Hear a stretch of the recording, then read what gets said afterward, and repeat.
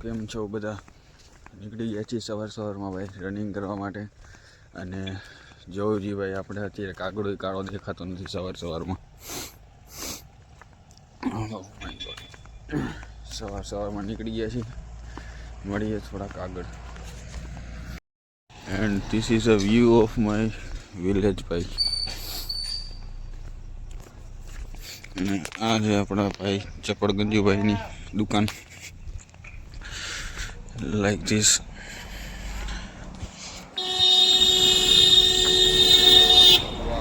હું મસ્ત હોરન મારે છે ભાઈ. આવી રીતના ભાઈ છે.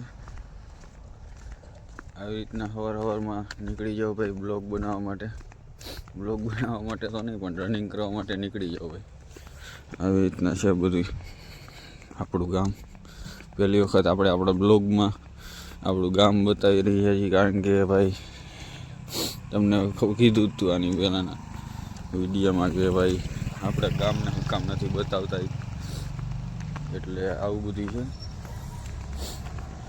ખાલી સવારમાં ખાલી રનિંગ કરવાનું ચાલુ કરી દો ને ભાઈ, એટલે બહુ મજા આવશે તમને. તમારી શરીરને એનર્જી વધી જાય ભાઈ. હું આજે કેટલો ટાઈમ છે ભાઈ વિચારતો હતો ભાઈ કે મારે 3 દિવસ કન્ટિન્યુ કે મારે રનિંગ કરવું છે. પણ ભાઈ સવારમાં ઉઠું ને તો એમ થાય કે ઓહો આવી બધી ઠંડી ભાઈ મારે નથી જવું દોડવા. આની કરતાં તો એમણે મારા બ્લોગનું શું છે, બ્લોગ તો આપણે ઘરે બનાવી લો. પણ ભાઈ સાચે જ મારો માઇન્ડસેટ કોને કઈ ટાઈપનો થઈ ગયો ને ભાઈ. તો ભાઈ જો અત્યારે હું મારા ગામને દેવકીની બાજુની સીમ બાજુ અમારા મેંડાવાળા ગામ બાજુ આવેલો જાઉં છું. અહીંથી 5 કિલોમીટર છે, એમાંથી અડધું તો મેં કાપી નાખ્યું છે. એટલે મને કોઈ જાણે શું મારો માઇન્ડસેટ એ રીતના બની ગયો ને ભાઈ કે બધું કરવું જ છે. સવારમાં વહેલા ઉઠીને કે પછી રાતે મોડા સુધી ગમે એમ કરીને ભાઈ. આમ જો ફૂલ ઠંડી છે તો એવો વિચારે ભાઈ કોઈ જાણે શું મગજ માઇન્ડસેટ બની ગયો ને મારો. ત્યાં મને એક જ વસ્તુ દેખાય કે સવારમાં ઉઠવાનું, રનિંગ કરવાનું, એકાદો સરસ બ્લોગ બનાવી નાખવાનો. આવું બધું માઇન્ડસેટ બની ગયો ભાઈ. શું કરું તમે વિચાર તો કર. હમણાં જોજો ખટારો આવશે ને, ચાકર દેખાય તમને.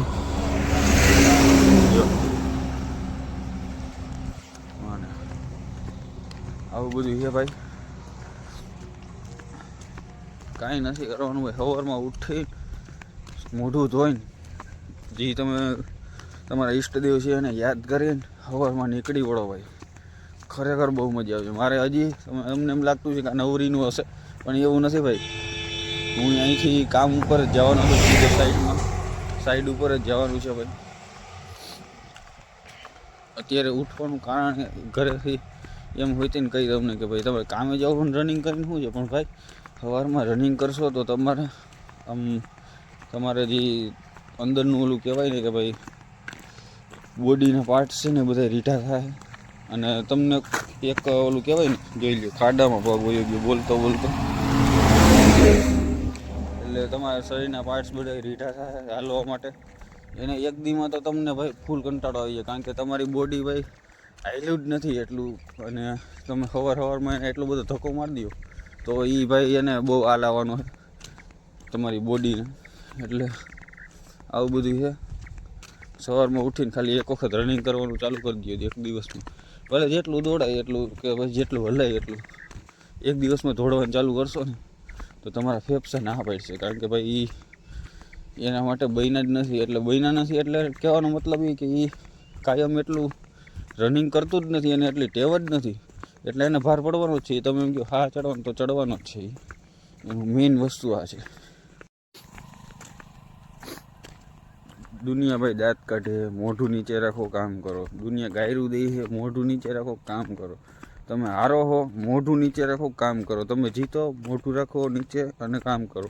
પછી દુનિયામાં એક દિવસ કહે ઓ હે રાઈતો રાઈત સક્સેસ થઈ ગયો. આ તો હા હેલું હતું, પણ એ તમને ખબર આમ ને ઓલું પેલું. પણ ભાઈ એણે એટલી મહેનત કરી હતી ને ભાઈ, ત્યારે એ આગળ એટલો વધશે. અને દુનિયાની સોસાયટીનું તો છે ને પહેલેથી જ એવું છે કે સ્ટાર્ટિંગમાં તમને એટલો હેટ આપશે, પછી એમ કહે કે ઓહ આ તો બહુ સિમ્પલ હતું, ઓહ ભાઈ આ તો સક્સેસ થઈ ગયો રાઈતો રાઈત, આ તો ચમત્કાર, આ તો લકી છે. પણ વિચારો યાર એણે કેટલો મહેનત કર્યું હતું ભાઈ.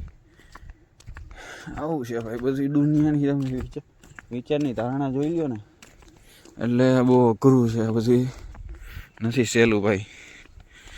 ખુદ ભાઈ અત્યારે તમે જોયું ને તો હું એમ મારા એરિયાનો કહી શકાય ને તો પહેલો એવો બ્લોગર કે ક્રિએટર બનું છું.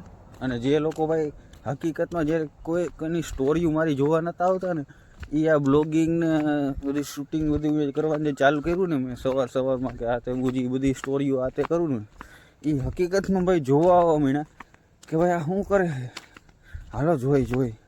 કારણ કે જે પહેલાં સ્ટોરી કોઈ દી માની લો કે કોઈ દી આખા દિવસમાં તમને તમારી સ્ટોરી કોઈ દી જેણે કોઈ દી ચેકઆઉટ ના કરી હોય, આટલા વર્ષોથી તમને કોઈ દી ફોલો ના કર્યા હોય, એ એવા લોકોએ આવીને અને તમારી ભાઈ સ્ટોરી જોવે અને એક નેગેટિવ ઇમ્પેક્ટ ભરે છે તમારા ઉપર કે તમને થોડુંક ડિમોટિવેશન સ્ટોરી જોવાથી થતું હોય છે, પણ એમાં કોઈ દી ધ્યાન નહીં દેતા. એટલે કારણ કે હું મારા એરિયામાં આવું પેલું કારણ કે ભાઈ મારો માઇન્ડસેટ એ પ્રમાણનો છે ભાઈ, અને જે હું કરવાનો છું ને હું કરીને બધાને બતાવવાનો છું. એટલે આ બધું ભાઈ એવું છે કે ભાઈ કોઈના ઉપર ધ્યાન દીધા વગર છે ને હું આ કરું છું. કારણ કે મારા એરિયામાં હું આ લગભગ મને ખબર ને ત્યાં લગન હું ફર્સ્ટ જ છું. વ્લોગિંગ હોય કે વિડીયોઝ હોય, આની પહેલાં જ્યારે ટિકટોક ને એ બધું નીકળ્યું હતું ને ત્યારે હું ફર્સ્ટ જ હતો બનાવવાવાળો, પણ ત્યારે ટૂંકમાં આપણું હાયલું જ નહોતું અને આપણે કંટાળી ગયા હતા એટલે આપણે મૂક્યું જ નહોતું. પણ અત્યારે તો ભાઈ તમે જોવો ને બહુ અઘરું છે. કારણ કે અત્યારે હાલ ફિલહાલ તો મેરેજ થઈ ગયેલા છે એટલે એવા વિચાર આવતા હોય કે ભાઈ આના લગ્ન થઈ ગયા અને તો હજી આવું કરે છે, આને ધંધામાં ધ્યાન દેવું જોઈએ. તો ભાઈ અમે જો આવી રીતના સવારમાં ઉઠીને રનિંગ કરીને સાઈડ ઉપર જાય, સાઈડ ઉપર કામ કરાવી મજૂર પાસે, અને મજૂરની જેમ અમે ભેગા કામ કરી અને રાતે 8 વાગે ભાઈ ઘરે આવ્યા પછી વિડીયો એડિટ કર્યા પછી અમે જમીને થોડું ઘણું જે અમારું કામ હોય કરીને અમે સૂઈ ગયા. અમે એટલી મહેનત કરી તો ભાઈ એમાં તમારે ખોટી ઝંઝાણમાં પડવાનું થતું નથી. તમે તમારું કરો અને સિમ્પલ, અમે વેરી સિમ્પલ અમે અમારું કરશું. બાકી આવી રીતના તો અમે વ્લોગિંગ જ કરવાના છીએ બરાબર. એમાં શરમ શેની છે ભાઈ, હું મારો ફ્રી ટાઈમ અને હું જ યુઝ ન કરી શકું તો આ બધી કીડા મકોડા જેવી દુનિયાને હું આપણે વિચારીને એનું લેવાના છે બરાબર. એને નાક શરમ છે નહીં બરાબર. ઘરે બાપા ઓલો કહે ને ઓલું એની જેમ ઉંદેડા ડબ્બામાં આટા મારતા હોય અને બીજાના વહીવટ કરવા નીકળી જાય. તમે વાત નહીં માનશો ભાઈ, હું ને મારા પપ્પા કાલે 9 વાગે ઘરે આવ્યા. અમે અમારી સાઈડ ઉપર હતા, ત્યાંથી બીજી સાઈડ ઉપર અમારે વિઝિટ કરવા જવાની હતી અને અમારે થોડું ઘણું જે કામ રાતે એ શીખવાડવું પડે એમ હતું, એ શીખવાડવા અમે જવાના હતા. એટલે અમે ત્યાંથી ફરીને ભાઈ રાતે 9 વાગે ઘરે આવ્યા. 9 વાગે નાયા ધોયા તે પછી અમે ખાધું. તો ભાઈ આટલી મહેનત કરવા છતાંય જો અમે આવા ટાઈમમાં અમે આવા વિડીયો બનાવી બરાબર, તો તમારા બાપનું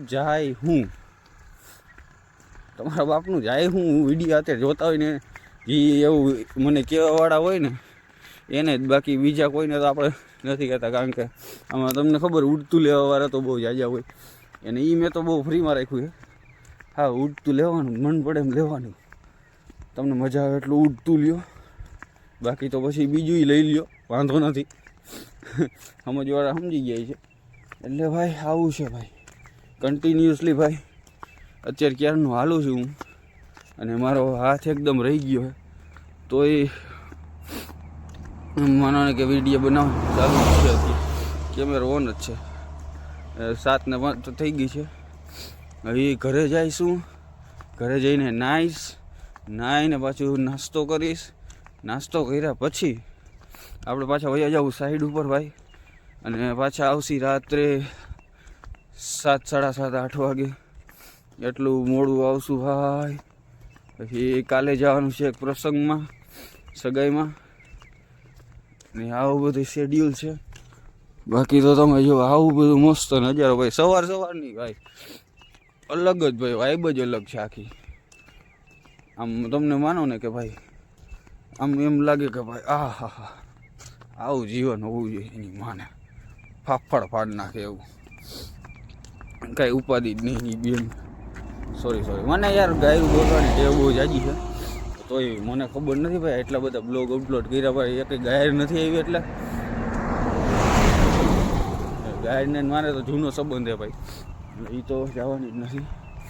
તો ભાઈ આવી રીતના રનિંગ કરતા રહેજો અને દ્વારકાધીશ તમારી બધી સવાર શુભ કરે અને મળીએ નેક્સ્ટ વ્લોગમાં. ત્યાં સુધી બાય બાય.